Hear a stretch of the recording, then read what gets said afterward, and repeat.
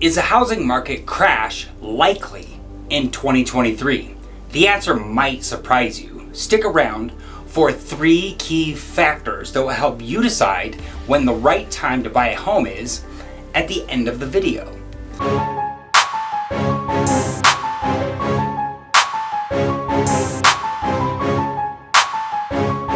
The housing market is always complicated, and I don't have a crystal ball, but there are patterns that emerge in housing bubbles.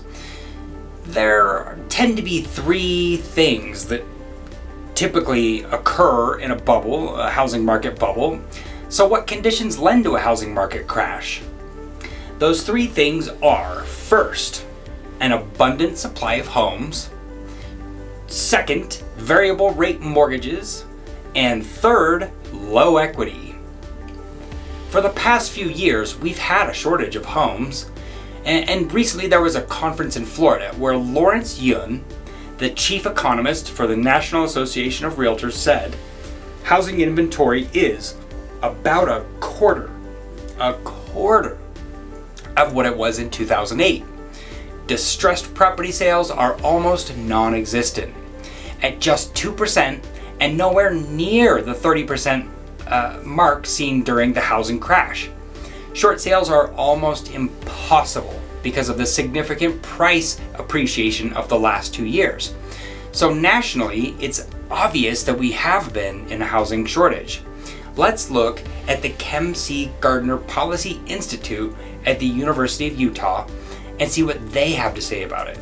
They say in every decade since 1970, the increase in housing units has been larger than the increase in households. But this long-time relationship has been upended in the past 5 years. The number of households has increased by 109,000 and a little bit more since 2010, while the housing units has only increased by 81,000 and a little bit more.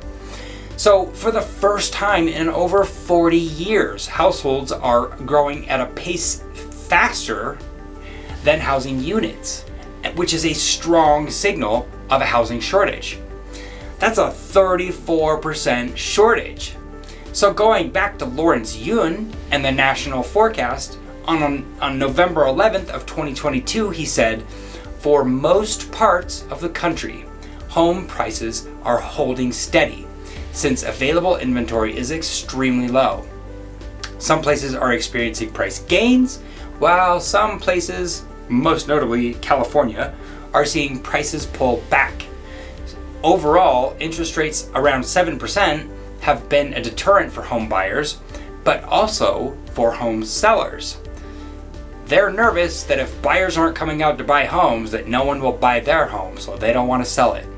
So inventory levels have stayed low for home buyers in most markets, but part of what has stabilized the home prices is interest rates. In a bubble, variable interest rates mean that when a buyer has economic hardship of some sort, a mortgage payment that goes up can be the final straw to break the camel's back. When that's true for thousands of homeowners, you can see how that would be a problem. So there are 2 considerations with high interest rates right now. The first is that we've had quantitative easing since the financial crash that has kept interest rates artificially low. And then we also had the pandemic, which created an incentive to keep interest rates artificially low again to prevent the economy from grinding to a halt. According to the mortgage report, 35% of mortgages were adjustable rate mortgages in 2005, just before the crash. Right now, we're up from 3% in 2020 to 10% of loans in 2022. So that's a big increase, but 10% is not 35%.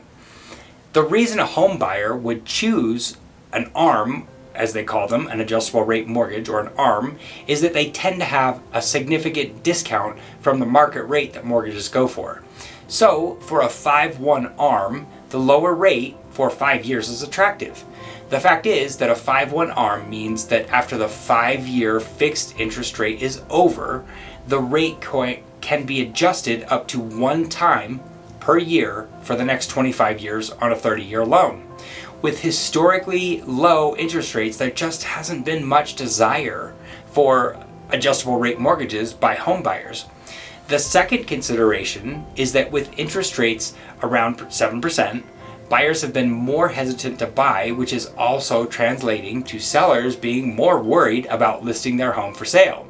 It's a special situation where rising interest rates have ensured that we maintain the housing shortage. Very unique.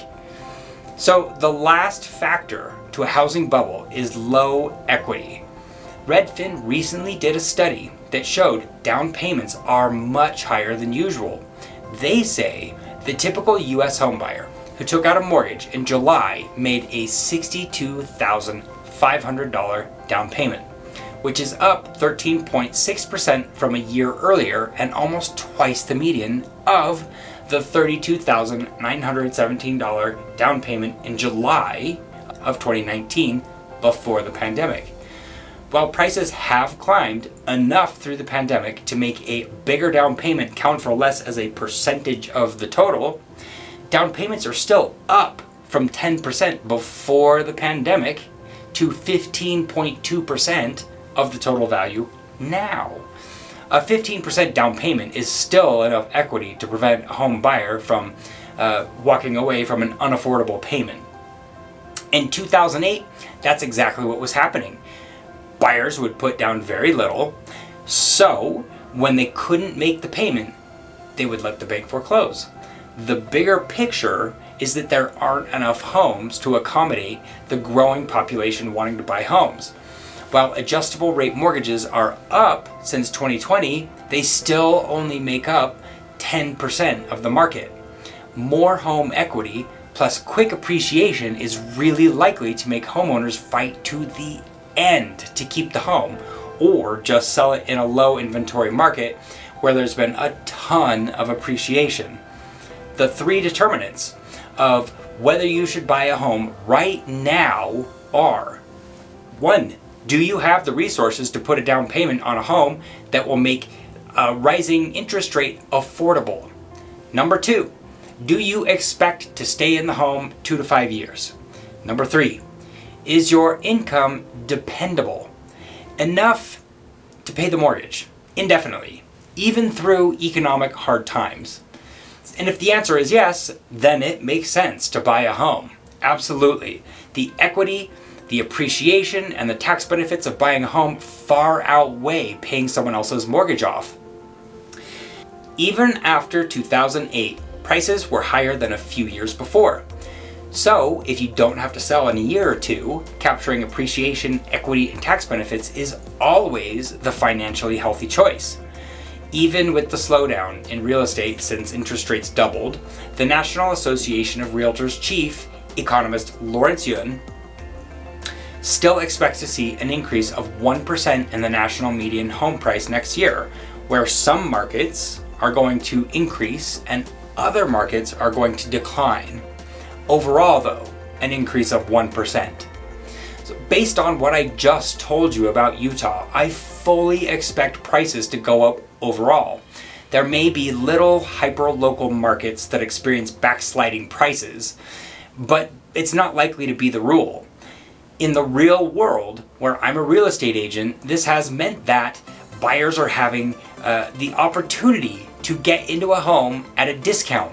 Sometimes buyers are able to get homes at 5% below market value, and other times it's closer to 15% below market value. Check my favorite video about Salt Lake City's best neighborhoods right up here. I'm Ryan Shupit with Active Utah Homes at Realty One Group Signature. Thank you for watching my video where I teach you everything you need to know about buying your first home.